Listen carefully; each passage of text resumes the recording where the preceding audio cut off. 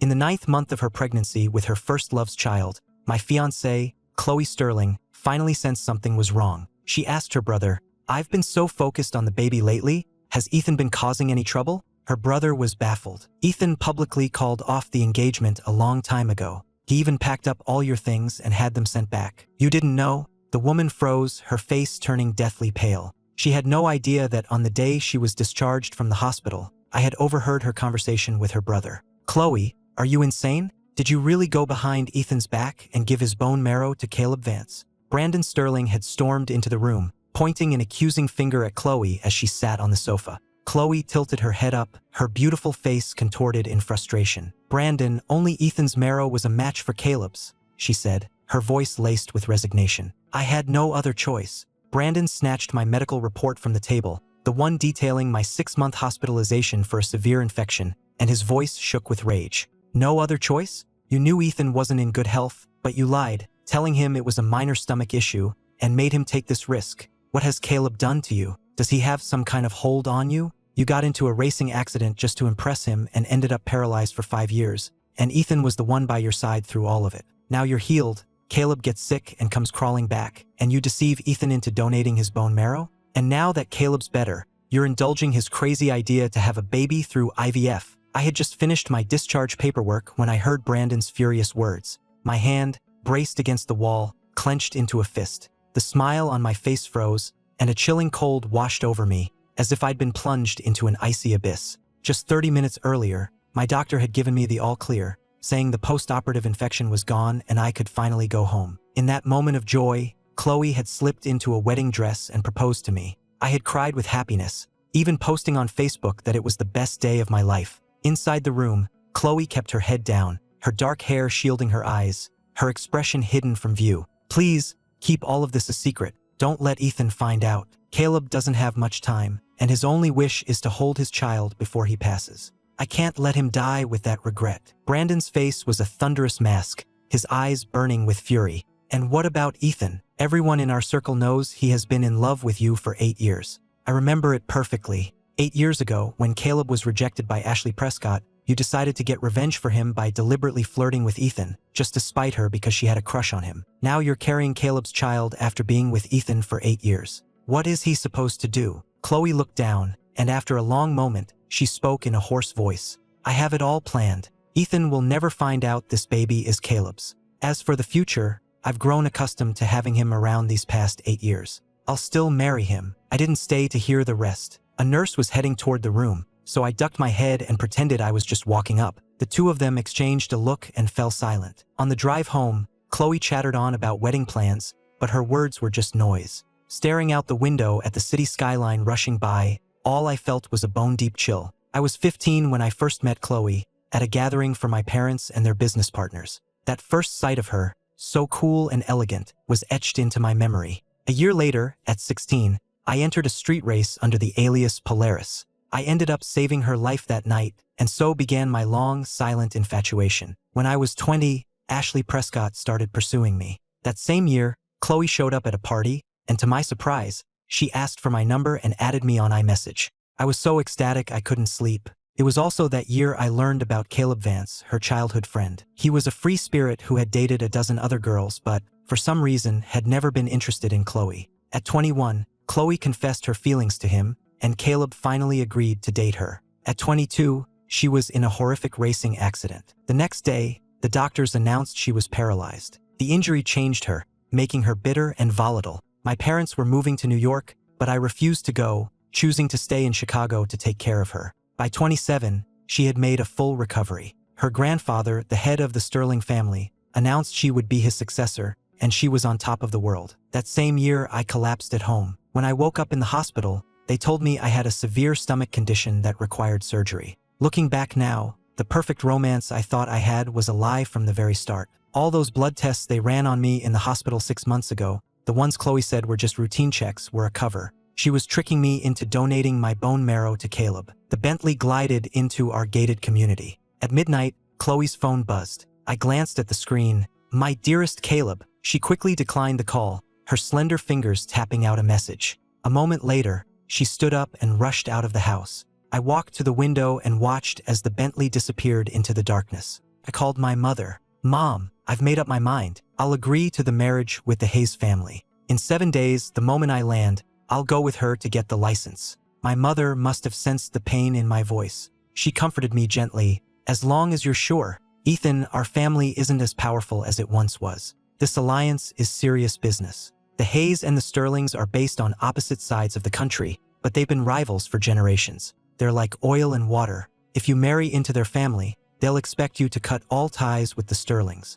I listened, my gaze dropping to the floor. 6 years ago, our family business had expanded, and my parents relocated the headquarters to New York, moving there permanently. But soon after, the company hit a financial crisis. The Hayes family, also based in New York, had proposed a marriage alliance several times, but my parents knew how much I loved Khloe and never considered using my marriage to save the business. Now, I wanted nothing more to do with Khloe. Marrying into the Hayes family was the perfect way out. I'm sure, I said firmly. I never want to see Khloe Sterling again. My mother was quiet for a moment before replying. All right, your father and I will speak with the Hayes family tomorrow. I didn't sleep at all that night. The next morning, Khloe still wasn't back. She sent a single text. Ethan, something came up at work. I'll be out of town for 3 days. I didn't respond. I booked my flight to New York for a week from today. Then I started packing. After years of living with her, I had accumulated a lot. With my family's finances in trouble, I listed anything of value online. That evening, a message from a stranger popped up on my ins. Hi, Ethan Miller. I clicked on the profile. The avatar was a picture of a positive pregnancy report from a successful IVF procedure. The username was Caleb's Joy. It was a new private account. He clearly didn't dare broadcast Khloe's pregnancy, and the account's only follower was himself. A minute later, he sent me a link to a TikTok he just posted. It was a slideshow of photos of him with Khloe at a prenatal appointment, captioned, "Her first time as a mom, she's a little excited." I saw right through his pathetic attempt to provoke me. I liked the video, then left a comment. So you take my bone marrow, get better, and now you come to taunt me? Caleb, how does it feel, profiting from my sacrifice? The next day, I said my goodbyes to my friends and dropped off my watch and limited edition sneakers with their new owners. On the way home, another TikTok from Caleb popped up. It was more photos, this time of him helping Khloe pick out maternity clothes. I went back to the first video and saw he'd replied to my comment. His tone was smug. I didn't ask you for your bone marrow. Khloe was so worried about me, she practically forced me to take it. I scoffed and replied with a middle finger emoji. On the third day, I sold everything I'd ever given Khloe. The designer bags, the jewelry, the shoes. Caleb posted another TikTok. This one showed him and Khloe booking a ridiculously expensive postpartum recovery suite. His caption was the most arrogant yet. All it took was a word to get my CEO girlfriend pregnant with my baby. Now I don't have to worry about a thing. Who's luckier than me? Khloe finally came home that afternoon. She looked around the half-empty bedroom, her eyes landing on the black suitcase by the door. Her brow furrowed. Why does it look so bare in here? And where are those bags I got you? Why did you suddenly buy a suitcase? I avoided her gaze and offered a lame excuse. Those bags were out of style, so I got rid of them. I was thinking about a vacation, but I changed my mind. She assumed I was just upset about her being gone for 3 days and pulled out a purchase agreement for a limited edition Lamborghini. I know I've been busy, so I ordered a new car for you. I'll go with you to pick it up. I stared down at the contract. I'm obsessed with cars, and this was the exact model I'd been wanting. She'd even had it customized in diamond black, my favorite color. For 8 years, she had always remembered every little thing I liked. If I hadn't overheard that conversation at the hospital, I would have been deeply moved. Thanks, I said, setting the contract aside. She frowned, then leaned into my arms. Are you still mad? There's a party tonight. Let's go out and have some fun. Before I could refuse, she had already pulled me by the hand and led me downstairs. We hadn't been driving in the Bentley for long when her phone rang. It was my dearest Caleb. I couldn't make out the words, only a frantic, "Khloe, help me." Khloe's expression hardened. She tapped her phone, pulling up Caleb's real-time location from some app, and spun the car around. Change of plans. Caleb's been kidnapped. I have to go save him. She drove like a maniac, blowing through a dozen red lights. 20 minutes later, she spotted the black sedan he was in. She narrowed her eyes and floored it. With a sickening crunch, she rammed into the back of the sedan. At the same instant, another car, clearly working with the first, slammed into my passenger side. I had no time to react. My head smashed against the window, and a searing pain shot through my skull. Warm blood trickled down my face, and the agony was so intense it felt like 1,000 needles stabbing into my brain, leaving me speechless. Despite the violent impact on my side of the car, Khloe didn't even spare me a glance. Her eyes were fixed on Caleb. She rammed the sedan 3 more times until it screeched to a halt. The men inside scrambled out and jumped into the other car, which sped away. Khloe threw her door open and rushed to Caleb. "Caleb, are you okay? Did they hurt you?" Caleb threw his arms around her, then showed her his bruised and swollen face. "It was some of my dad's business rivals," he said hoarsely.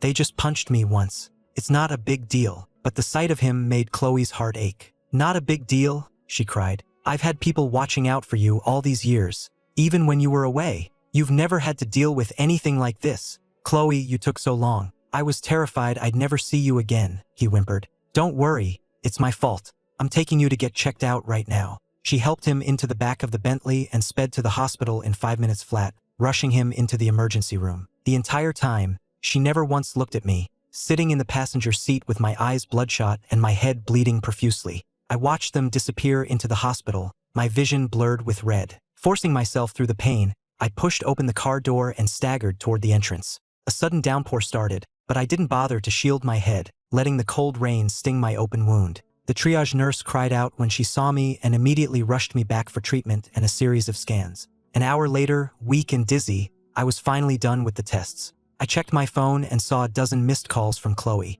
Without a second thought, I turned it off. Knowing I'd be on an 4 drip for hours, I asked the nurse for a private room. In a haze of pain, my mind drifted back. When Khloe was paralyzed, I often attended business functions in her place. I remembered one dinner where 2 CEOs got into an argument and flipped the table. A shard of a broken plate flew up and sliced my wrist. When Khloe heard, she rushed over, ordered her assistant to sever all ties with both companies, and then personally took me to the hospital to have the cut treated. I thought she was overreacting, but she soothed me with a soft voice. "Ethan, you're the most important person in the world to me. I can't bear to see even a single scratch on you. They say men are supposed to protect women, but I want to be the one who protects you." Now, here I was, covered in my own blood, and she hadn't even noticed, all because of another man. The woman who promised to protect me from a scratch had tricked me into a major medical procedure for him. She was even having his child while planning to marry me. Before I drifted off, I saw a new TikTok from Caleb's Joy. It was a video of Khloe, kneeling on the floor, washing his feet to help him relax and fall asleep. I watched it over and over, a sickening feeling growing in my chest. I didn't sleep at all that night. The next morning, I reluctantly returned to the house. As I walked in, Mr. Henderson, the butler, met me with a worried expression. "Sir, Miss Sterling is waiting for you by the pool. She's not in a very good mood." I headed outside and saw her consoling Caleb. He had his head bowed, the corners of his eyes were red, and he looked like the most wronged person in the world. When Khloe saw me, the anger she'd been suppressing erupted. A cold fury radiated from her. "Was it you?" she demanded. "Did you leak Caleb's location to his father's rivals?" I stopped in my tracks and looked over at Caleb, who was lounging on a patio chair. He tilted his head, a smug, triumphant smirk playing on his lips. It all clicked into place. I rubbed my temples, irritated. "I don't even know who his father's rivals are. How could I have possibly leaked his location?" Khloe's face was grim. She threw a stack of photos onto the table in front of me. "Then explain these. Photos of you meeting with them." I glanced down at the pictures, a chill running through me. They were from a few days ago, when I met the buyer for my watch at a coffee shop. It made sense now why the guy had been so agreeable, paying my asking price without any haggling. His only condition had been to meet at that specific cafe. My silence was all the confirmation she needed. Her face became a mask of ice. "Haven't I told you? No matter what rumors you hear, Caleb and I are just friends. Nothing more. I've only ever seen him as a brother, and he is a genuinely kind person. We've been together for 8 years, Ethan. You know how I've treated you. I just proposed to you and now you do this to him? How could you?" Her words were like needles in my heart. Our 8 years together. One of those was spent with her using me to get back at Caleb's ex. 5 of them were spent with me taking care of her after she was paralyzed. I was there for her darkest moments, the depression, the breakdowns, the nights she cried herself to sleep. And all of it, her injury, her pain, was because she'd gotten into that race to feed Caleb's ego. A fact she seemed to have conveniently forgotten. For 5 years, I did everything for her recovery. I secretly took physical therapy courses to learn the right techniques, and I massaged her legs every single day. When her depression was at its worst, I consulted the best therapists in Chicago to learn how to support her emotionally. And now it was as if none of it had ever happened. The irony was suffocating. I wanted to ask her, if Caleb was just a brother, then why was she having his baby via IVF? "You're right. I said instead. How you've treated me and how you've treated him for the past 8 years. It's all become very clear to me lately. Her expression hardened. What is that supposed to mean? I didn't want to argue. I just pointed to the bandage on my head and gave a bitter laugh. When he was kidnapped yesterday, I was the one who ended up with 5 stitches in my head. Do you really think I'm stupid enough to get myself injured just to set him up? But even with the evidence right in front of her, her mind was already made up. Her loyalty was with Caleb. I looked at her clenched jaw and felt a wave of relief that in 3 days, I would be gone. Khloe, since you've already decided I'm guilty, just tell me what you want. It's not that I don't believe you, she said. It's just that I've known Caleb for over 16 years, and he's never lied. You upset him, Ethan, so you need to be the one to make it right. Just then, Caleb, who had been feigning distress, accidentally dropped the ring he was wearing into the swimming pool. Oh no, Khloe, he cried out. The ring you gave me, it fell in. Then he turned to me, a challenging smirk on his face. You know what? Forget about apologies. Just get that ring for me, and we'll call it even for everything you've done. Winter had just begun, and the pool water was icy cold. My head wound was still fresh. I looked at Khloe, but she wouldn't meet my eyes. She just sat there, her head bowed, tapping her long fingers on the table, completely ignoring me. In that moment, it felt like my heart was being pierced by 1,000 tiny shards of ice. I suddenly remembered something from 6 months after her diagnosis. Her grandfather had visited, and upon learning her prognosis was poor,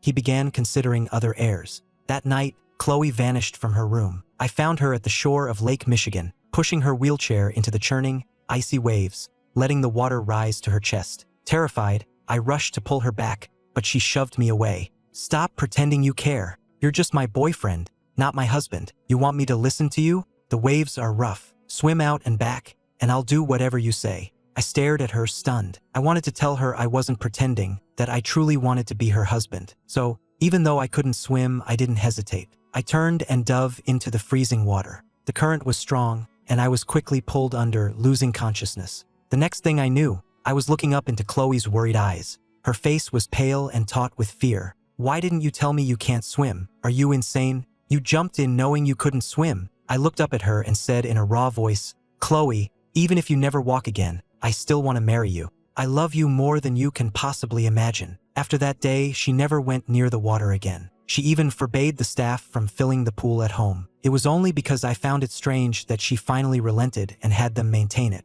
Remembering that, a humorless smile touched my lips. My face was a blank mask. You want me to get the ring? Fine. Without taking off my coat, I turned and jumped into the pool. The icy water shocked my system, and I started to tremble uncontrollably. As I sank, the old fear of drowning washed over me, but I clenched my jaw and refused to cry for help. Soon, a cloud of red began to spread in the water around me. My God! The butler shouted from the side. Sir, your head is bleeding. In a flash, Khloe threw off her jacket and dove in, pulling me to the surface. Enough! She yelled, her voice frantic. Why are you so stubborn? You could have just walked away. I tilted my head back, my eyes fixed on the glittering ring at the bottom of the pool. Didn't you want me to make him happy? I asked coldly. I'm sure your man is quite satisfied now. Khloe's beautiful face was dark with fury. How many times do I have to tell you? He's like a brother to me. The Vances are a prominent family in Chicago. What if word gets out about what you did? A scandal like that isn't easy to contain. I was trying to protect you by asking you to smooth things over. She said it with such sincerity, as if she was only thinking of me. I almost laughed. Worried about a scandal? She was the heir to the sterling fortune, and when she was paralyzed in a race she entered for Caleb, that story was buried completely. Caleb was a notorious bully with a terrible reputation, but he'd lived a charmed life under her protection. And their secret IVF baby? She'd managed to keep that under wraps just fine. But now, suddenly, she was worried about public opinion. It was clear where I stood. I was nothing compared to Caleb. I didn't want to speak to her anymore. I shrugged off my soaking wet coat and started walking toward the house. I only made it a few steps before the world went black. Khloe's face paled, and she rushed toward me. But just as she reached for me, Caleb doubled over, clutching his stomach. Khloe, he moaned, his eyes red-rimmed. My stomach is killing me. Help me get upstairs. Khloe froze. She pulled her hand back from me and turned to help Caleb instead. She let my head thud against the pavement and simply said to the butler, Mr. Henderson, take him to the hospital. When I woke up, the first thing I saw was a pair of worried eyes looking down at me. It was Khloe. She saw I was awake and rushed to get the doctor. Only after he confirmed I was stable did she finally relax. Then I noticed something on my left wrist, a string of prayer beads. It looked just like the one she always wore. Her assistant was there too, smiling. "Sir, you were unconscious for a while." Miss Sterling was so worried, she put her prayer beads on you, the ones she's worn for over a decade. She even made a vow last night that if you woke up safe, she'd go vegetarian and give up drinking and smoking for life. I frowned, pulling the beads from my wrist and holding them out to her. "Don't change your life for me." She didn't take them. Instead, she gently placed them back on my wrist. "Ethan," she said softly, "don't you remember making a similar vow when I was injured?" I frowned. I did remember. In the second year of her paralysis, I'd heard stories about the old St. Jude's shrine being a place of miracles.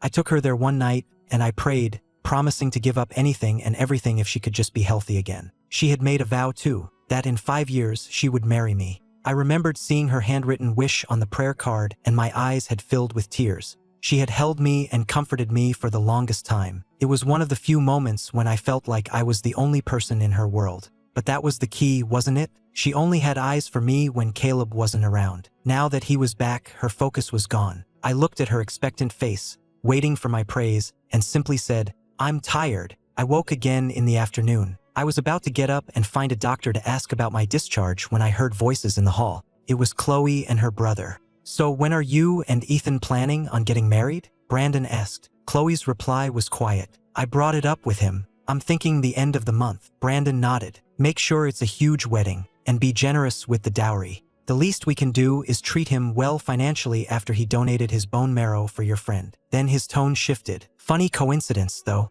I heard our rivals, the Hayes family, are also planning a wedding for their daughter. And the groom's name is Ethan Miller, too." At that, I pushed the door open. I cleared my throat, and their conversation came to an abrupt halt. The doctor discharged me that evening. When I got home, I had a friend request on my phone. The name was Sophia Hayes. Realizing this must be the woman I was supposed to marry, I accepted. Immediately, she sent me a document, a dowry list. It was pages long, filled with an itemized list of assets so extensive I couldn't even begin to process it. 2 more messages followed. "This is my dowry. Let me know if it's acceptable." And then, "My mother mentioned your flight is the day after tomorrow, arriving in the morning. She and I will meet you at the airport." I thought for a moment before replying, "This is far too generous. You should reduce it." She didn't write back. Khloe spent the rest of the evening trying to make conversation, but I was distant and unresponsive. She assumed I was still sulking about the pool incident and, in an attempt to cheer me up, had her assistant arrange a bachelor party for the following night.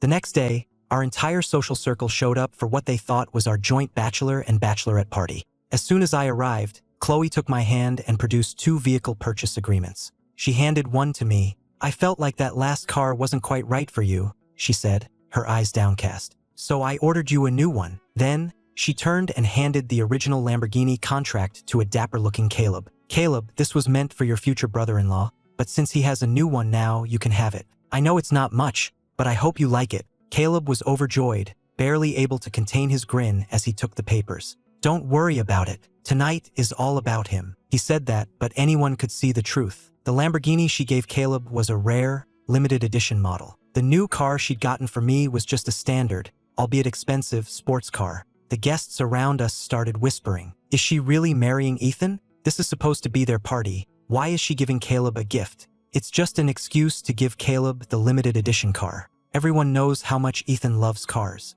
This is just a slap in the face. I heard Caleb is an incredible driver. A friend told me he's actually the famous underground racer, Polaris. That's why Khloe fell for him in the first place, because Polaris saved her life during a race." I sat in a corner, listening to the murmurs. I frowned. Polaris? But that was my alias. Before I could process it, a crowd had formed around Caleb, glasses raised, showering him with praise. "Caleb, Khloe treats you so well, giving you a car like that. That white suit looks amazing on you, like a real prince. I hear you're a genius behind the wheel. Handsome and talented, you and Khloe are a perfect match." More and more people flocked to him, completely forgetting whose party it was. An hour later, the party was in full swing with karaoke and games. Khloe never left Caleb's side, her eyes following his every move. At one point, he stepped out to take a call and returned looking furious. Noticing his mood, Khloe leaned in and whispered patiently, "Hey, don't drink if you're upset. You're still recovering. When you're better,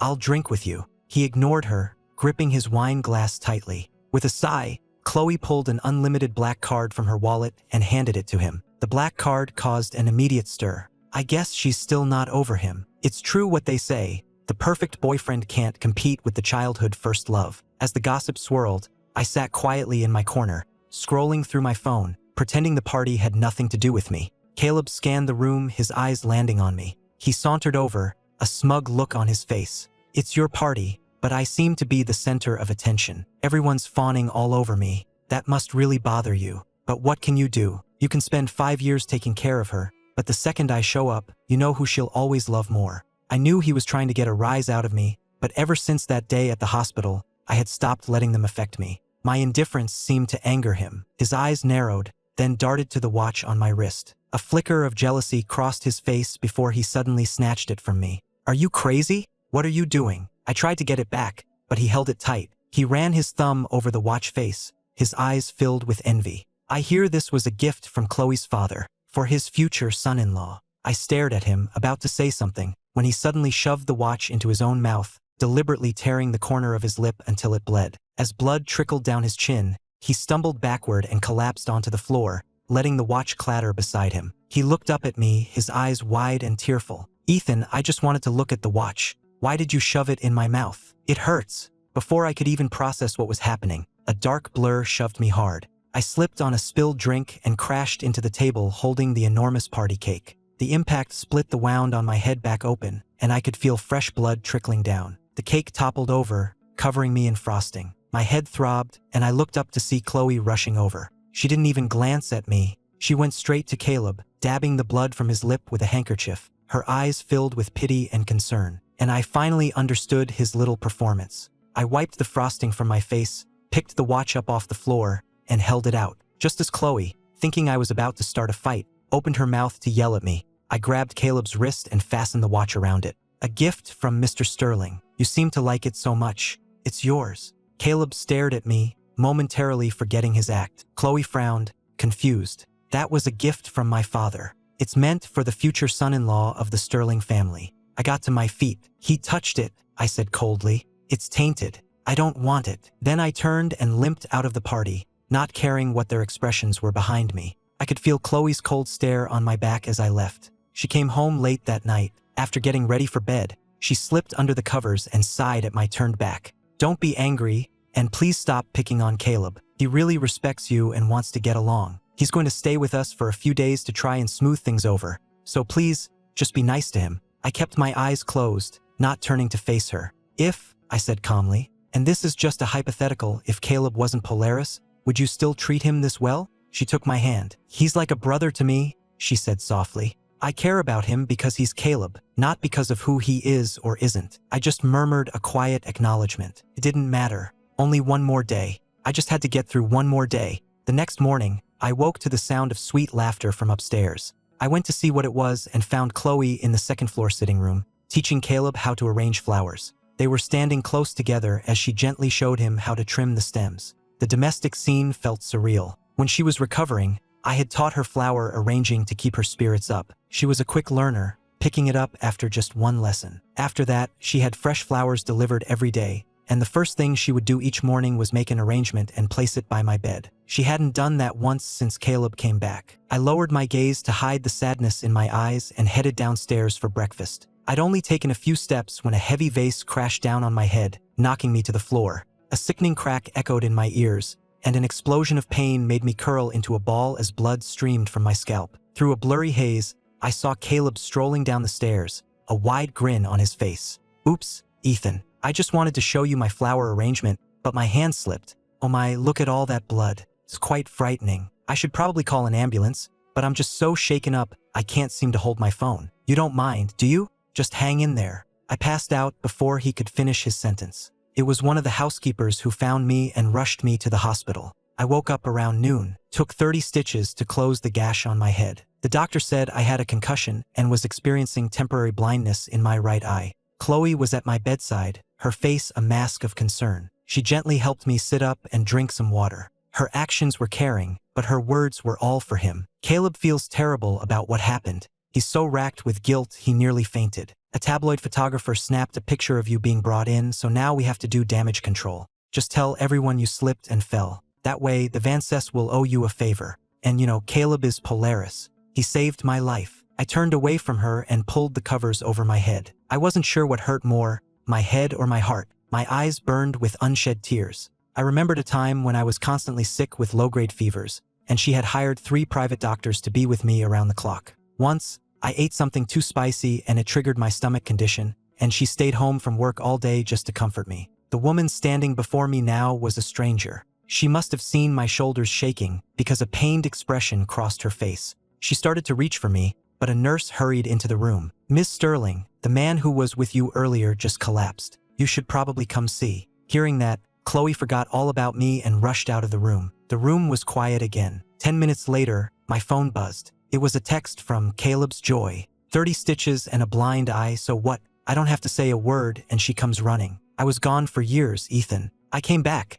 said I wanted a baby, and now she's pregnant. Tell me she doesn't love me. A few minutes later, he sent a video. It showed Khloe at his bedside, her eyes red with concern. "Don't blame yourself," she was saying. "I told you I'd always protect you. Ethan's head injury isn't that serious. He won't tell anyone it was you. You've been so stressed lately, don't worry about this." I watched the video, my nails digging into my palms. Then, I forced myself out of bed and walked out of the hospital. 6 hours until my flight. I went to the St. Jude's shrine and took down the prayer card I had written all those years ago, the one where I wished to marry Khloe. As a cold wind swept through the chapel, 2 other cards fluttered from the board and landed at my feet. They were the ones she had written. I picked them up and read them. The first said, "In 5 years, I will be Ethan Miller's bride." The second said, "As long as you come back, I will always choose you." I looked at the cards and let out a bitter laugh. "Congratulations, Khloe. You got exactly what you wished for." I returned to the house.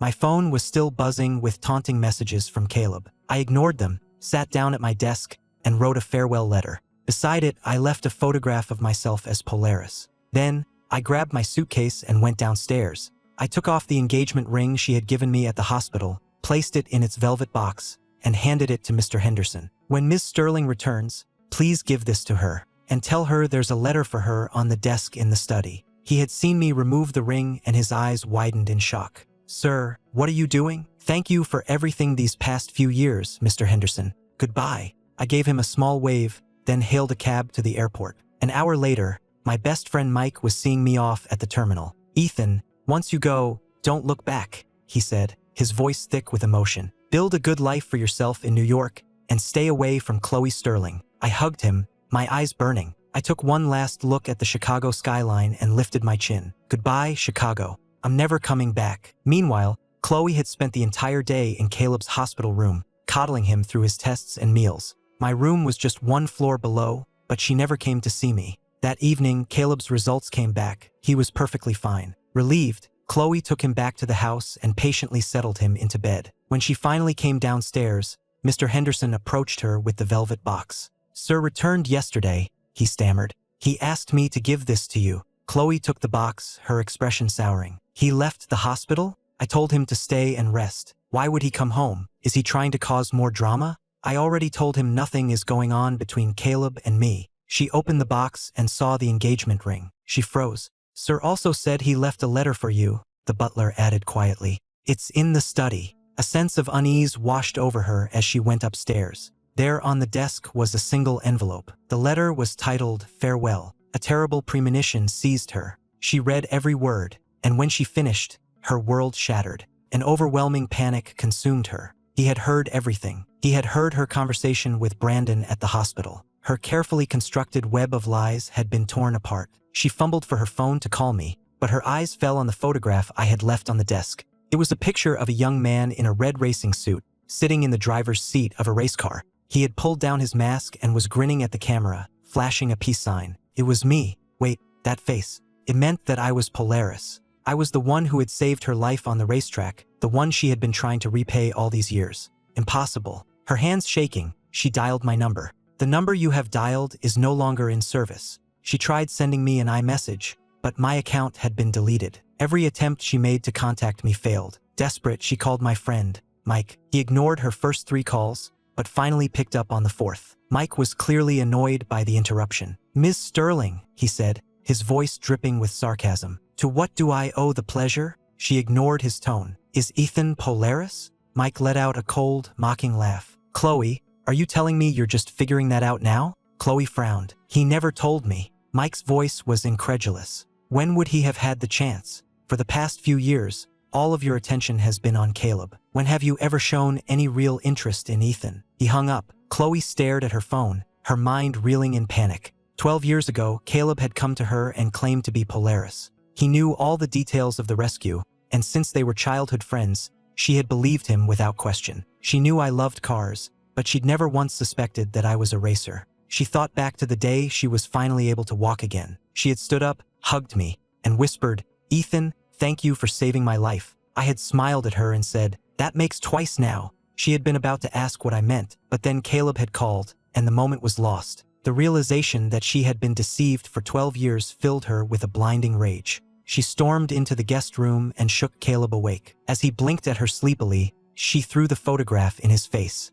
"Caleb Vance," she hissed, "how dare you lie to me?" Caleb, still groggy with sleep, saw the fury in her eyes and scrambled to pick up the photo. He stared at it, his initial confusion turning to a deep, burning jealousy. Impossible! A guy like Ethan Miller could never be Polaris. Back then, even at 16, Polaris was already a legend in the Chicago racing scene. Khloe leaned in close, her eyes blazing. "I've confirmed it. Ethan is Polaris. You've been lying to me all this time." She remembered that day at the track. Her car had been sabotaged by a business rival and had burst into flames. Polaris, who had been in the lead and about to win a $1 million prize, had abandoned the race to pull her from the wreckage. He had looked at her, a cocky grin on his face, and said, "Hey, I saved your life. You owe me. You owe me." She had held onto those words for 12 years, never imagining she had been repaying the wrong person. The thought made her sick. She shoved Caleb away from her. "Get out," she said, her voice dangerously low. "Go back to your family's house.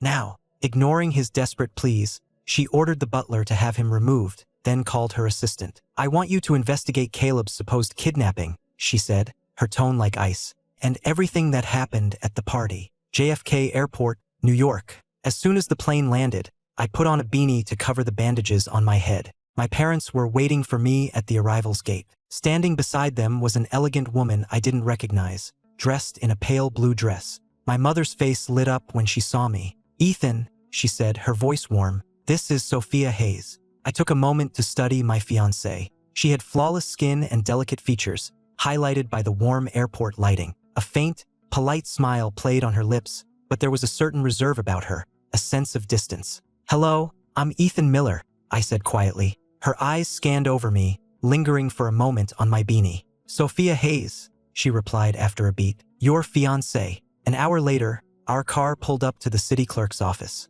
Sophia's parents were already waiting outside. Mrs. Hayes beamed when she saw me, her approval obvious. I was tall, well-dressed, and polite, the perfect son-in-law. Her smile widened. "I've had my secretary transfer a portion of the Hayes family stock into your name," she said, as casually as if she were offering me a cup of coffee. A small welcome gift from myself and my husband, but I knew it was anything but small. The Hayes Corporation was a titan in the industry, and their stock was worth a fortune. I started to refuse, but Sophia spoke up. "It's a gift from my parents, Ethan. Please accept it." "Thank you, Mr. and Mrs. Hayes," I said, my voice thick with emotion. To be treated with such generosity and respect from the very beginning was overwhelming. I thought of the watch Khloe's father had given me, a gift I had earned through 5 years of thankless caregiving. The Sterlings had always looked down on me, especially as my family's fortunes declined. They had often said they wished Khloe would marry into a more powerful family to secure her own position. "Shall we?" Sophia said, gesturing toward the building. "Yes."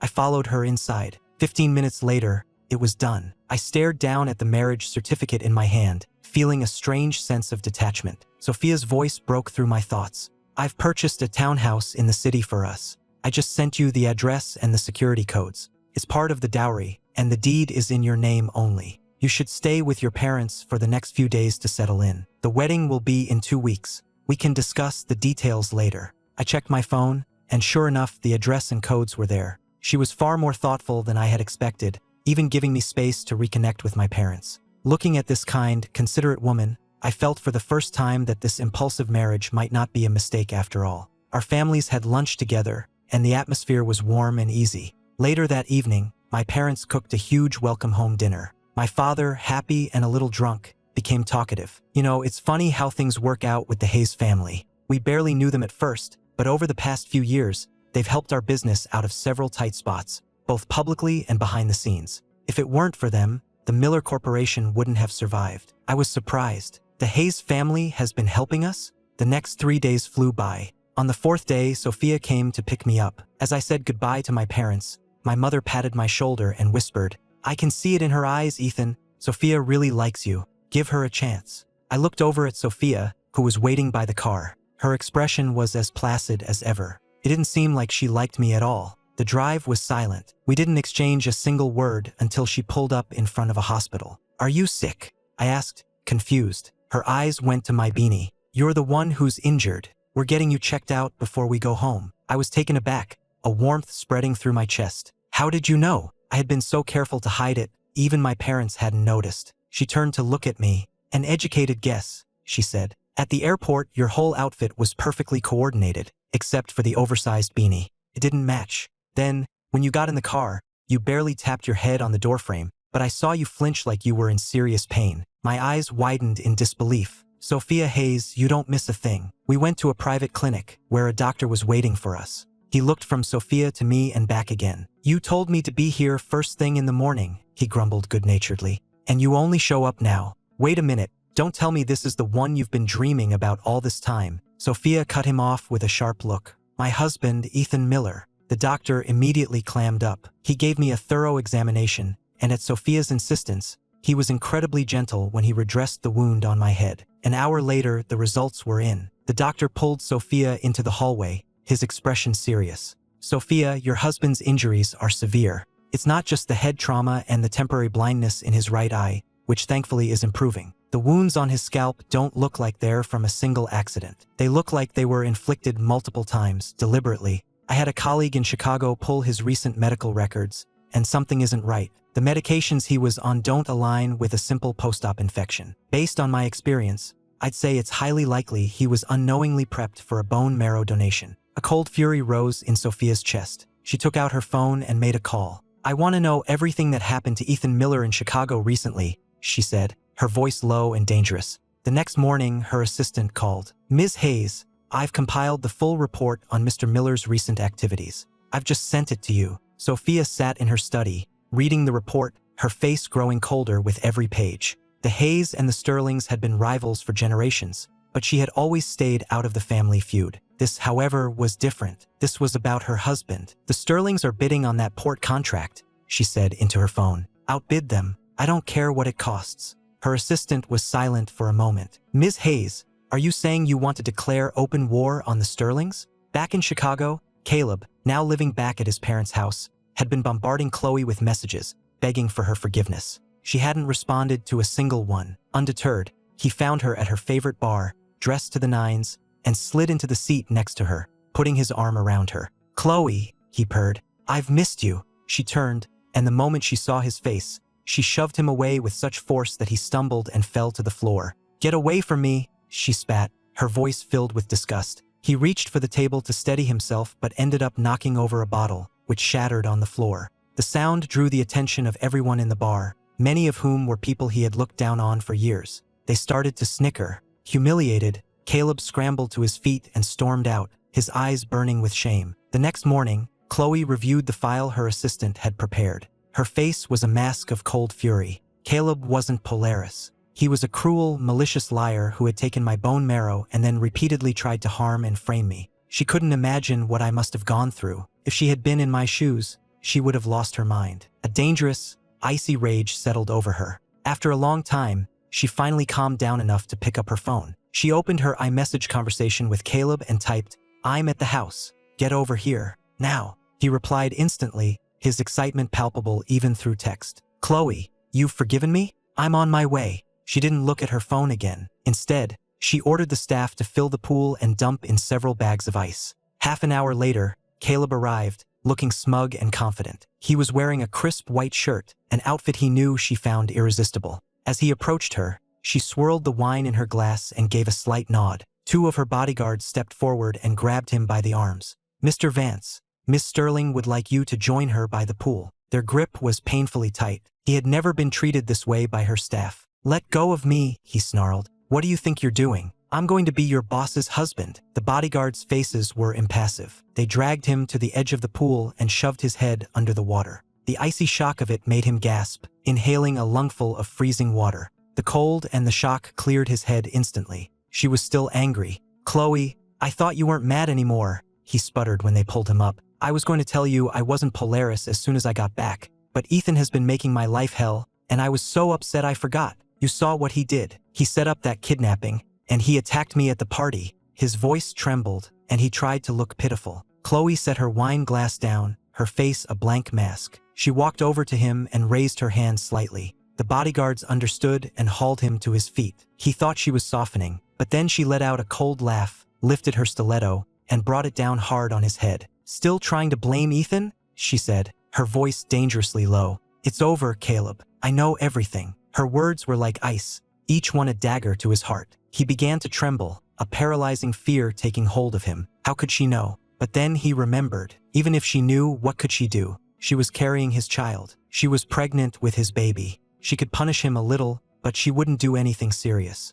The thought gave him a surge of confidence. As she pulled her foot back, he grabbed onto her leg, his voice breaking with a sob. "Khloe, I only did it because I love you. I was just so desperate to be with you, to have a future with you." She lifted her foot again, this time using the pointed toe of her shoe to tilt his chin up. Her eyes were filled with loathing. "You took his bone marrow, and then you had the audacity to taunt him and hurt him. You are rotten to the core, Caleb. The sight of you makes me sick." She nudged his face with her shoe. "You like making people fetch things for you, don't you? That ring you threw in the pool is still down there. Go get it." He stared at her, water dripping from his hair onto the pavement. He looked utterly pathetic. "Khloe, after all these years we've been together, doesn't that mean anything to you?" She almost laughed. "Our past? If you hadn't lied about being Polaris, I would have never given you the time of day. You ruined my life, Caleb. You ruined everything I had with Ethan. And you think I'm just going to forgive you?" She turned to her bodyguards. "What are you waiting for? Do it." The bodyguards threw him into the icy water. He could swim, but the cold was paralyzing. After a few minutes, he was shaking violently. He managed to paddle to the edge of the pool, but as his fingers gripped the side, Khloe brought her heel down on them with all her force. He screamed in pain, his face white, and his grip gave way, sending him back into the water. A few moments later, he lost consciousness. Khloe watched him sink, a small measure of the rage inside her finally subsiding. "Ethan," she thought, "do you see? I've gotten revenge for you. Please, come back to me." Half an hour later, Caleb was in the hospital. At the same time, Khloe was in another hospital in a different part of the city. She had made an appointment. She was terminating the pregnancy. As the anesthesia took hold, she drifted into unconsciousness. When Caleb found out about the abortion, he realized he had lost his only leverage. He went berserk, destroying his hospital room. The nurses couldn't control him, so they called Khloe. "Ms. Sterling, you need to get here. He's going to tear the whole place apart." He didn't think she would come, but a few minutes later, she was there. She was pale and clearly in pain, but her eyes were like steel as she surveyed the wrecked room. "I still have a couple of things to settle with you," she said, her voice cold. "I was going to wait until you were feeling better, but you seem to have plenty of energy." Her voice was calm, but he saw the look in her eyes and was terrified. All the fight went out of him. "I'm not better yet," he whimpered. She walked to his bed and tilted his chin up. "At the party," she said slowly, "you tore your own lip to frame Ethan, and you dropped a vase on his head." She clapped her hands, and her two bodyguards entered, carrying a large crate. They opened it to reveal 10 heavy vases and a box full of men's watches. Caleb saw them and began to shake, his face ashen. He scrambled out of bed and fell to his knees in front of her. "I'm sorry. I was wrong," he begged, banging his head on the floor. "I'll apologize to Ethan publicly. I'll get on my knees and beg for his forgiveness. Khloe, please, for the sake of our friendship, let me go." "Let you go?" she said, looking down at him, her eyes devoid of any warmth. "A verbal apology isn't enough, Caleb. You need to experience exactly what you put him through. Only then will you have the right to ask for his forgiveness." She glanced at her bodyguards. One of them tied his hands while the other grabbed a handful of watches and forced them into his mouth. He struggled, but they kept pushing them in until both corners of his mouth were split and bleeding. Blood dripped from his chin onto the floor. His eyes were red with pain and terror. In the past, she would have been frantic at the slightest sign of his discomfort. Now, she sat on the sofa, watching him suffer without a flicker of emotion. "All right," she said, Time for the next item on the list. Worried the hospital room ceiling wasn't high enough, she had them take him back to the house. They brought the crate of vases to the second-floor landing, leaving Caleb alone in the foyer below. One of the bodyguards lifted a vase and dropped it. It crashed onto Caleb's head with a sickening thud. His scream of agony echoed through the house as his scalp split open and blood began to pour down his face. The bodyguard, his face impassive, dropped another vase, and then another. Caleb screamed until he was hoarse, but Khloe never looked his way. After the 10th vase, he finally passed out. She looked up from her phone. "Send him home," she said. Just as Caleb was being carried out, Brandon arrived. He looked at his sister, sitting impassively on the sofa, and his face was grim. "I have bad news, Khloe. You need to prepare yourself. Ethan isn't coming back. He's getting married. The man Sophia Hayes is marrying is our Ethan Miller." Her eyes flashed with anger. "Impossible," she snapped. Brandon showed her a photo on his phone. It was a paparazzi shot of me and Sophia at lunch. She was leaning over, gently dabbing at my face with a napkin. "He's in New York? I'm booking a flight right now." Brandon grabbed her arm. "Have you been paying any attention to the business lately? The Hayes family just outbid us on the port contract." It was a warning shot, Khloe. "Are you really prepared to go to war with them over Ethan?" She looked down, her face etched with pain. "Brandon," she said, her voice raw, "I'll lose my mind without him." Her brother sighed and said no more. Meanwhile, in New York, I had started taking over the family business. The first few weeks were a blur of long days and sleepless nights. But I'm a quick study, and with Sophia's guidance, I soon found my footing. I began reviewing our company's financials from the past few years and noticed a disturbing pattern. Several of the failed projects that had nearly bankrupted us were linked to subsidiary companies owned by the Sterling's extended family. Sophia came into my office just as I was piecing it together. "What's wrong?" she asked, her brow furrowed with concern. "You look like you've seen a ghost." I pointed to the contracts on my desk. "I don't understand. Why would Khloe's uncles and cousins actively try to sabotage my family's company?" Sophia picked up the files and read through them, her expression hardening. "The Sterlings are notorious for their internal power struggles. They probably assumed you were going to marry Khloe and wanted to weaken your family to ensure you'd have no influence. Khloe must have known your family was struggling," she added, "but it seems she never bothered to look into it."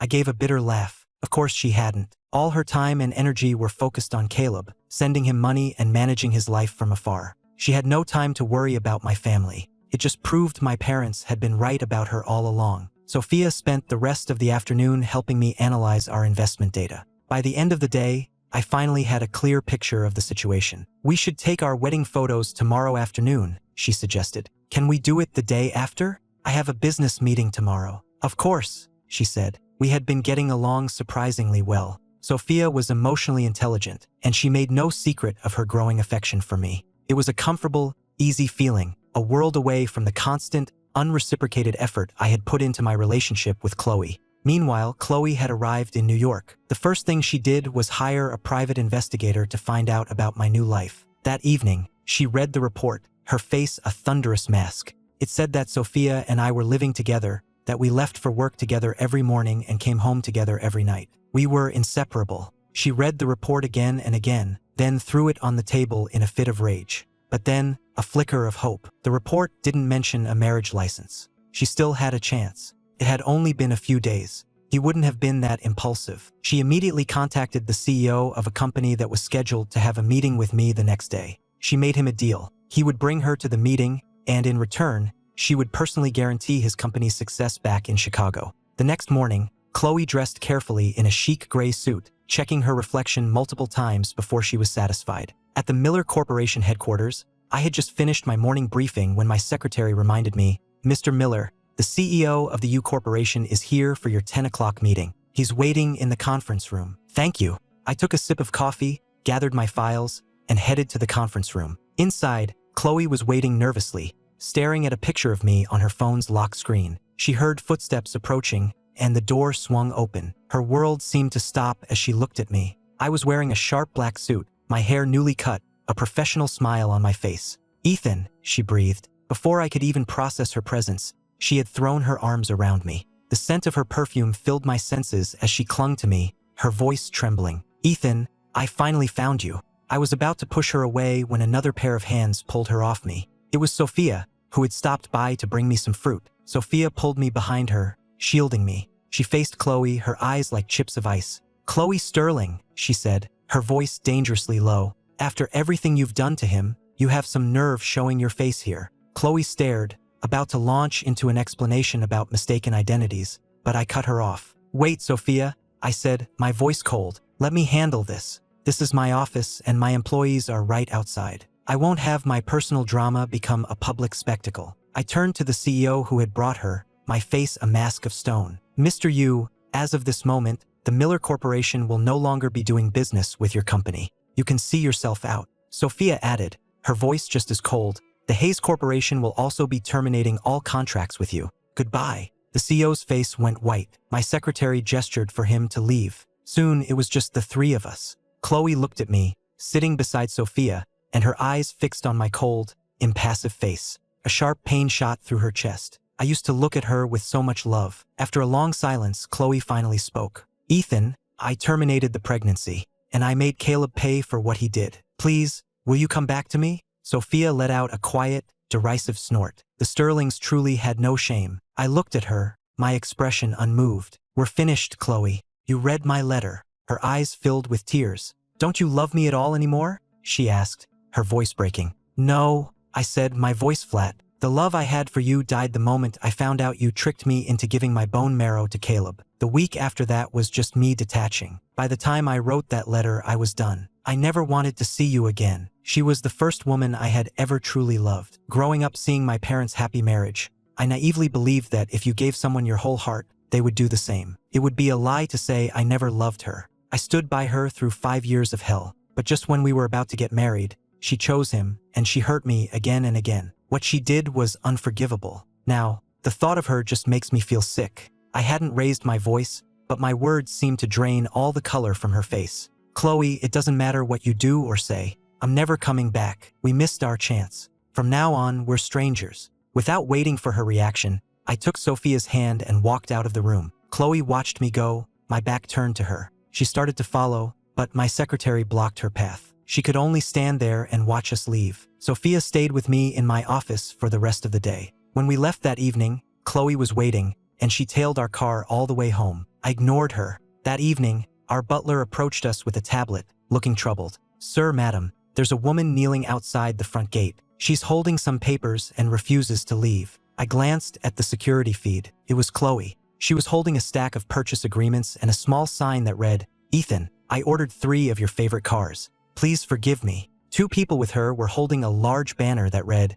Please give your EX a second chance. I frowned, feeling nothing but annoyance. Ignore her, I told the butler. The next morning, the sky opened up in a torrential downpour. Khloe was still out there, soaked to the bone, looking pathetic and stripped of all her usual pride. I walked out of the house and got straight into Sophia's car. She watched as our Porsche pulled away, her eyes filled with a desolate loneliness. It used to be that the slightest hint of sadness from her would send me into a panic. Now, she had been kneeling in the rain for hours, and I hadn't even given her a second glance. So much had changed in just a few weeks. Back at the office, after my morning meeting, my secretary came in with a vehicle purchase agreement. I felt a flash of irritation, assuming it was another stunt from Khloe, but my secretary was smiling. This just arrived for you, Mr. Miller, from Ms. Hayes. My phone buzzed. It was a text from Mike. Dude, Sophia is incredible. She called me to ask what your dream car was. I told her you've always wanted a Pagani, thinking it was a long shot,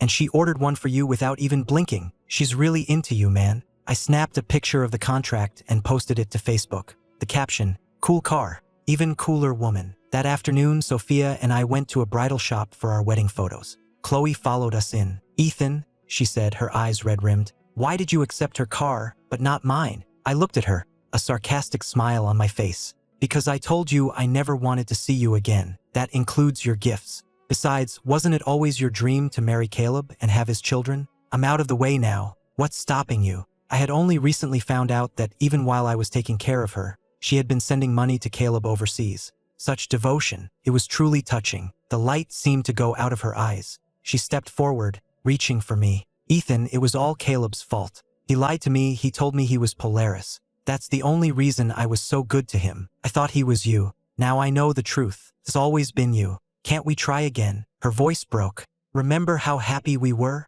For a second, I was lost in the past. Her parents had never approved of me. They wanted her to marry someone from a more prominent family. I had spent years trying to prove myself worthy, constantly worried that I wasn't good enough, that she would leave me for Caleb, that her family would never accept me. I stepped back, out of her reach. Khloe, it doesn't matter whether Caleb lied to you or not. The fact is, you are not a faithful person. I took care of you for 5 years. 5 years of my life. And the moment you were better, the moment Caleb came back, you went behind my back and risked my life for him. You are cruel and selfish. You don't care about anyone but yourself. You manipulated me, lied to me, and then you proposed because you wanted to have us both. How could I ever love someone like that? She opened her mouth to speak, but no words came out. Her shoulders slumped, and she looked utterly defeated. I turned my back on her and went inside with Sophia to continue our photo shoot. That night, Mike video called me. "Ethan, have you seen the news?" he said, pointing his phone at his computer screen. The headline read, "Vance Corporation on the brink of collapse. Patriarch sells son to save business." Mike shook his head. Caleb's father is something else. After the Sterlings cut ties with them, all their other investors pulled out. The company is just an empty shell. So, to save the family, he's literally auctioning off his own son. The starting bid is $1 million.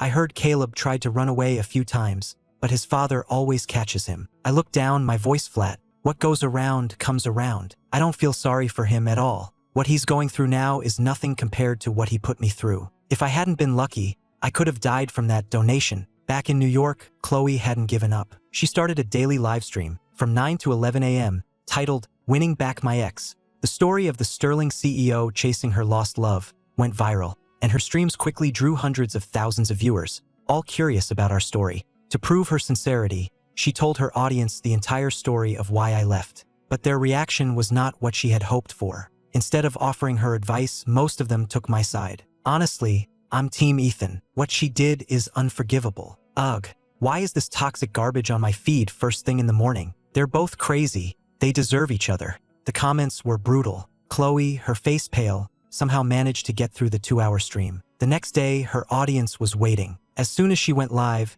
she made an announcement. She would pay $1 million for any suggestion that successfully helped her win me back. At first, people were skeptical, but knowing how rich the Sterlings were, the tone of the comments quickly changed. "He's heartbroken. You need to experience the same pain you put him through to understand. Yeah, punishing Caleb isn't enough. You were an accomplice. She needs to make a grand, public apology. That's the only way." Khloe took the suggestions seriously, picking 5 she thought might work. Then, for the next 2 weeks, she disappeared. People assumed she had given up, but then she went live again. The woman on the screen was almost unrecognizable. Her head was wrapped in bandages, and her face was ghostly pale. It turned out that during her 2-week absence, she had systematically put herself through every single thing she had put me through. "I finally understand," she said, her eyes red-rimmed as she looked into the camera. "I understand why he was so determined to leave. I am so sorry." Her extreme actions earned her a grudging respect from the public, and the tone of the comments began to shift. I mean, she's a powerful CEO,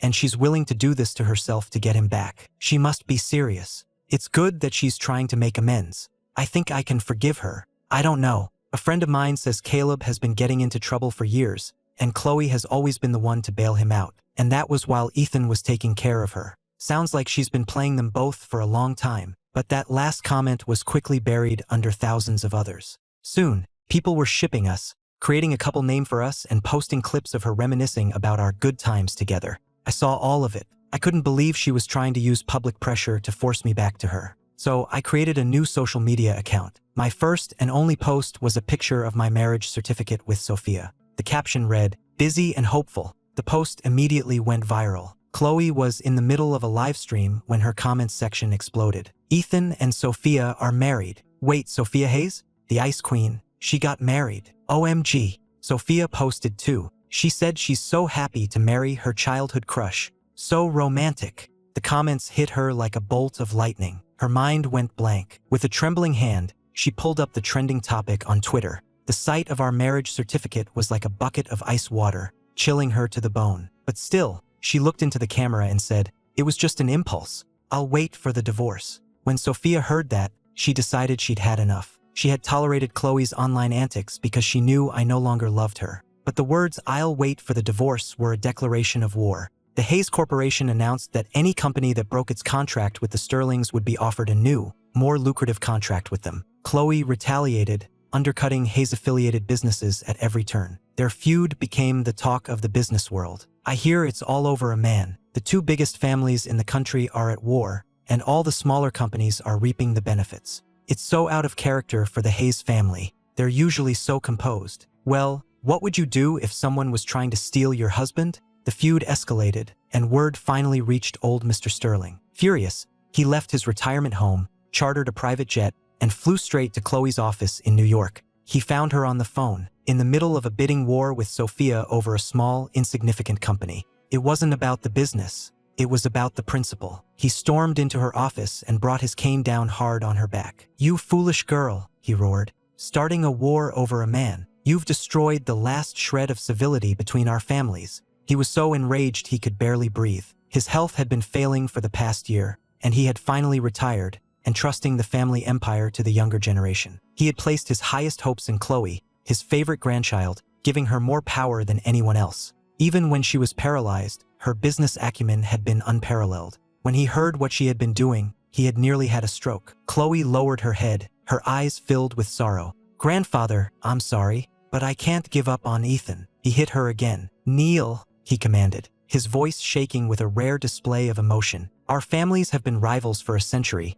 but we have always maintained a level of decorum. We kept our distance, but we never stooped to this level of public humiliation. And now you are tormenting that poor Miller boy in front of the whole world. You have brought shame upon this family." She had been running on less than 2 hours of sleep a night, consumed by her feud with Sophia. The blows from the cane made her dizzy, and she nearly collapsed. But she ignored the pain, knelt before her grandfather and begged, "Grandfather, please, ask Ethan to meet with me. He's too kind-hearted to refuse you." He looked at his proud granddaughter, kneeling before him for the first time, and a complicated expression crossed his face. "If I do this for you, you will have to give up your position as my heir. Are you willing to pay that price?" Without a moment's hesitation, she nodded. "Yes." He took a deep breath. "All right," he said. She bowed her head to the floor 3 times in gratitude. But as she tried to stand, the exhaustion and the pain were too much and she collapsed. She had always been so strong. It was a shock to see her so frail. A pang of pity shot through him,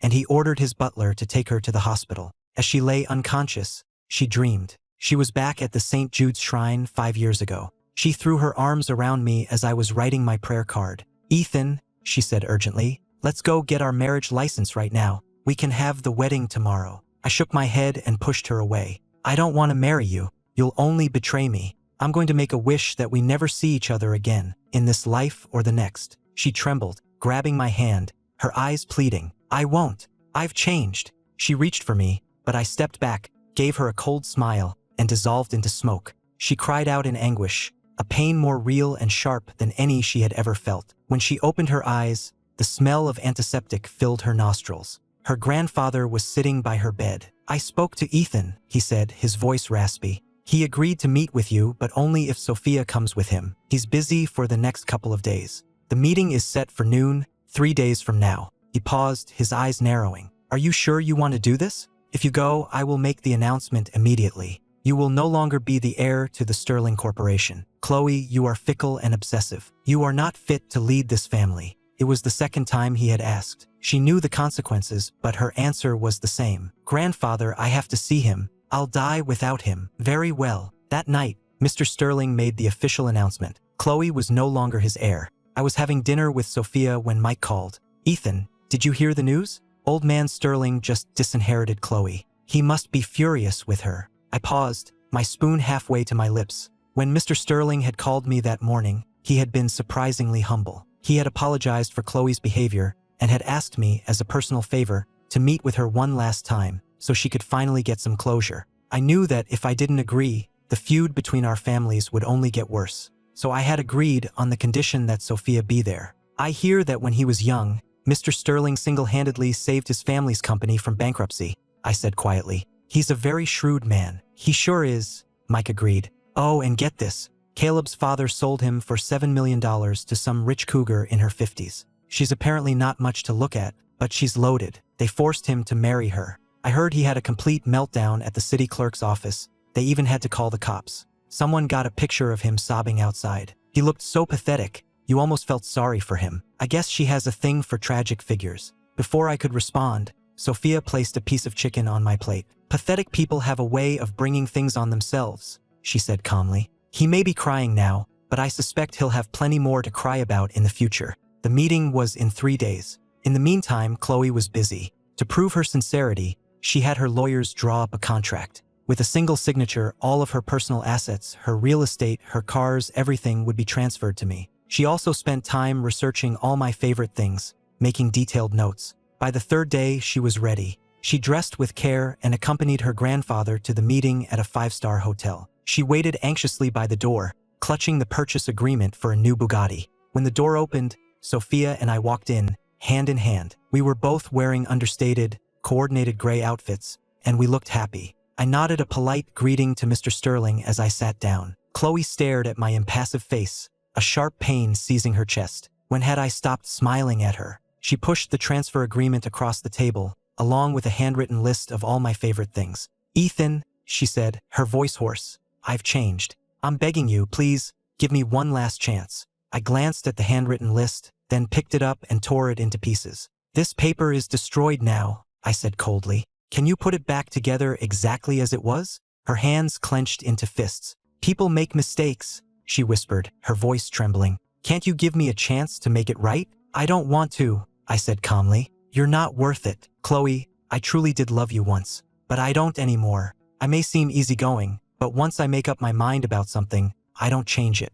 Even if I had never met Sophia, I would have chosen to be alone rather than go back to you. The color drained from her face. For the sake of the 5 years I spent taking care of you, I said, my voice softening slightly, please, just leave me alone. Let's not see each other again. I turned to her grandfather, who had been silent the entire time. Mr. Sterling, I've said what I needed to say. Sophia will call off the war with your company. I trust you will honor your side of the agreement as well. I had made 2 conditions for this meeting, that Sophia be present, and that Mr. Sterling would ensure Khloe never bothered me again. The old man looked at me, a flicker of regret in his eyes. He was a shrewd judge of character, and he knew that with me by her side, Khloe could have taken the Sterling Corporation to new heights. But it wasn't meant to be. He took a thick envelope from his coat pocket and handed it to me. Ethan, congratulations on your marriage. A small gift. I looked at the envelope, my eyes stinging. In all my years with Khloe, her grandfather and her brother were the only members of her family who had ever treated me with genuine respect. I accepted the gift. Thank you, Mr. Sterling. I'm afraid we have another engagement, so we must be going. He nodded, a heavy sigh escaping his lips. We had only taken a few steps down the hall when Khloe came running out of the room. Ethan, she called after me, can I have one last hug? I frowned, about to refuse, when a figure lunged out from a nearby doorway. It was Caleb. His face was a mask of rage. He was holding a bottle, and with a guttural scream, he threw its contents at my face. It was acid. Sophia, who had been settling the bill with a waiter a few feet away, cried out and started to run toward me. But Khloe was closer. In a single motion, she threw herself in front of me, taking the full force of the acid on her back and head. It ate through her clothes and skin in an instant. She let out a piercing, agonized scream. I stood frozen for a second, then lunged at Caleb, my fist connecting with his jaw. Are you insane? I roared. You tried to throw acid on me. If she hadn't been here, I'd be disfigured for life. Be disfigured for life. Caleb's face was already swelling from the punch.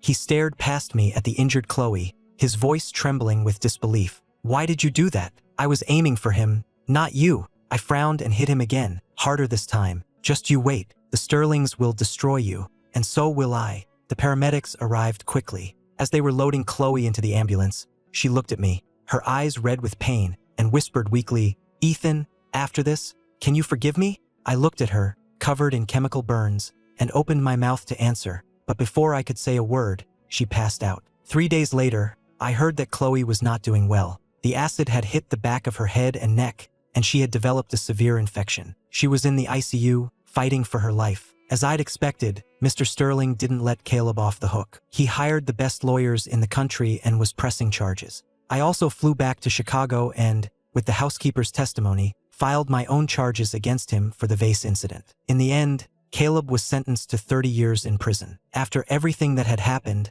I was in no state to plan a wedding. Sophia understood completely and announced that we were postponing it. A few days later, I got a call from Mr. Sterling. His voice, old and frail, trembled over the line. Ethan, you should come see Khloe. She's not going to make it. My mind went blank. I turned and looked at Sophia, completely lost. Sophia saw the conflict in my eyes and put a comforting hand on my arm. "You should go," she said gently. "Whatever happened in the past, she saved your life. If you don't go, you'll regret it." The whole drive to the hospital, I stared out the window, my thoughts a tangled mess. I didn't love Khloe anymore. I had even started to hate her, but she had saved my life. In her private hospital room, I looked down at the woman in the bed. She was frail and withered, her face so pale it was almost translucent. Her breathing was shallow and weak. But when she saw me, a small smile touched her lips. It was the first time she had smiled in days. She beckoned me closer and patted my hand, her voice barely a whisper. "Ethan, don't cry.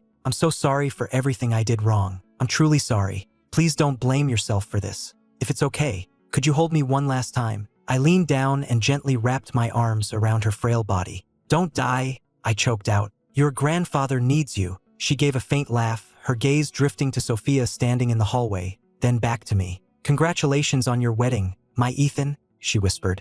"I truly hope you'll be happy." I walked out of the room with tears streaming down my face. Sophia was waiting in the hall and pulled me into a hug as I started to shake. "Don't blame yourself," she murmured. "This isn't your fault." That night, the Sterling family released a statement announcing that Khloe had passed away. 3 days later, Sophia and I attended her funeral. We stood amongst the mourners, both dressed in black. I looked at her casket, my eyes burning. "Find a better man in your next life," I whispered. "Khloe, I truly hope you find happiness." 6 months later, Sophia and I had our wedding. She had spent 2 months planning it, and the entire venue was decorated with a subtle racing theme. Following my wishes, she kept the guest list small, inviting only our closest family and friends instead of a crowd of business associates. During the reception, Sophia's father came over and clapped me on the shoulder, a warm, satisfied smile on his face. "Sophia told us the other day that because of everything you've been through, you might not be ready for children right away. She asked us not to pressure you, and said you two would figure it out together." I turned to look at my wife. She was radiant in her white dress, and when she saw me looking, she gave me a soft, loving smile. A warmth spread through my chest. "Dad," I said, "I've put the past behind me. As for children, that's a decision I'll make with Sophia whenever she's ready." When I went over to my mother, she was already dabbing at her eyes with a handkerchief, overcome with emotion. "I've been picturing this day since you were 3 years old," she sobbed. "But now that it's here, I still can't believe my little boy is all grown up." Even my father, usually so stoic, had tears in his eyes. I had to laugh. Most parents cry when they give away a daughter, but mine were crying because they were gaining one. The news of our wedding went viral, and social media was flooded with well wishes. "I heard she was his childhood crush. That's so romantic. I'm so jealous. He deserves it after what he went through." It takes a lot of courage to walk away from an 8-year relationship, no matter how toxic it was. "She's so thoughtful. I heard she designed the whole wedding around his tastes."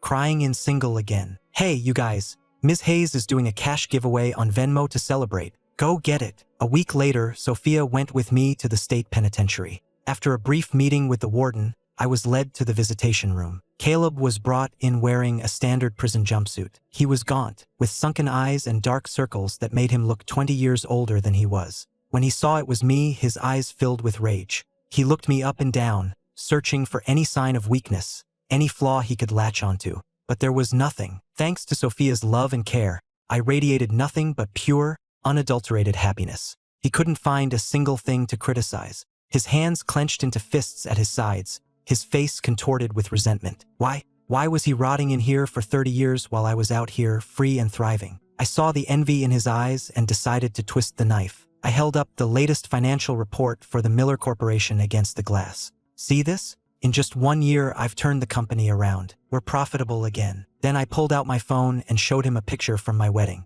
"And speaking of good news, Sophia and I got married last week. I really have you to thank for that. If it weren't for your tireless TikTok updates, I might never have found the resolve to leave Khloe. And now I'm married to my childhood dream girl. The whole world is happy for us." My voice was dripping with smug satisfaction. Sophia looked at me, a fond, indulgent smile on her face. She'd never seen this vindictive side of me before, and she found it surprisingly endearing. Caleb looked like he was about to explode with jealousy. In his mind, he was superior to me in every way. He had been the one to leave Khloe, and I was just the placeholder who had gotten lucky. So why would Khloe take a face full of acid for a pathetic doormat like me? And why would a woman like Sophia Hayes ever want to marry me? He narrowed his eyes and sneered. "You can brag all you want, Ethan, but you can't change the fact that I have your bone marrow inside me. I'm alive because of you. I bet that eats you up at night, doesn't it? A flash of anger crossed Sophia's face, but I squeezed her hand gently to calm her.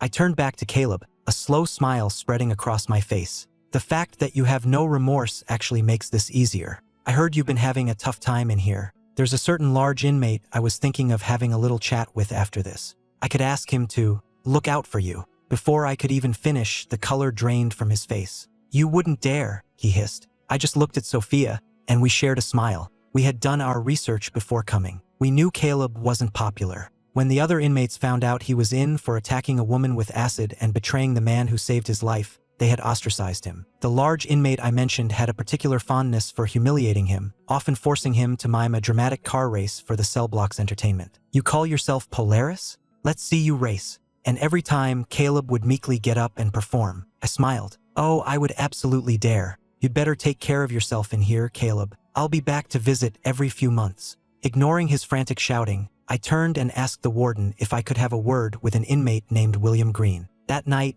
Caleb's performance was given a new set of requirements. The large inmate, William Green, pointed at him and bellowed. Mr. Miller told me Polaris can do a perfect drift and can pass anyone on a hairpin turn. You're Polaris, right? Show me. 3 years later, Sophia went into labor. I paced outside the delivery room, clutching a bouquet of sunflowers. 5 hours later, a nurse wheeled out the bassinet. Neither I nor my mother even glanced at the baby. My mother grabbed the nurse's arm, her voice tight with anxiety. My daughter-in-law? Is she okay? The nurse, surprised by her fierce concern, smiled reassuringly. Don't worry, mother and son are both doing fine. She's right behind. When they finally wheeled Sophia out, I rushed to her side. Seeing her so pale and exhausted, my eyes filled with tears for the first time in front of her. Sophia, I said, my voice thick, I'm getting a vasectomy. We are never doing this again. Sophia's mother was crying too. That's right, no more. It was too hard on her. Sophia looked at me, her own eyes wet, and gave me a weak smile.